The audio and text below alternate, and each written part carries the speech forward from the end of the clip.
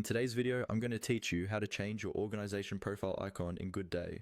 Let's get started right from the Goodday workspace.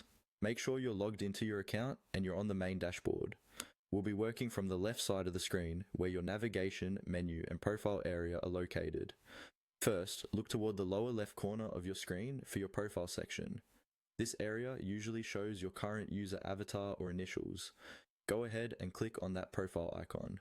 This is your main entry point into personal and organization related settings, so it's helpful to get used to accessing it from here.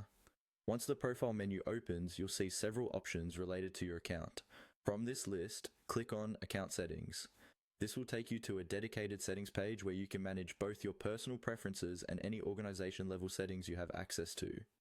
If you don't see this option, it may mean your access is limited and you might need to check with an administrator. On the Account Settings page, look for the section labeled Organization Account. This is different from your personal account information. Go ahead and click on Organization Account. Here you'll find all the configurations that apply to your team or company as a whole, including the profile that other members see. Once you're inside the Organization Account area, you should see an option for Organization Profile. Click on Organization Profile to open it. This is where you'll be able to change your organization's display information, including the profile icon. Inside the Organization Profile section, you'll find the current organization icon displayed near the organization name.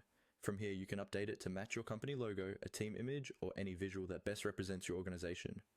Typically, you'll either click directly on the existing icon or use an edit or upload button that appears near it. When you select a new image from your computer, make sure it's clear, properly cropped, and follows any size or format guidelines Goodday recommends.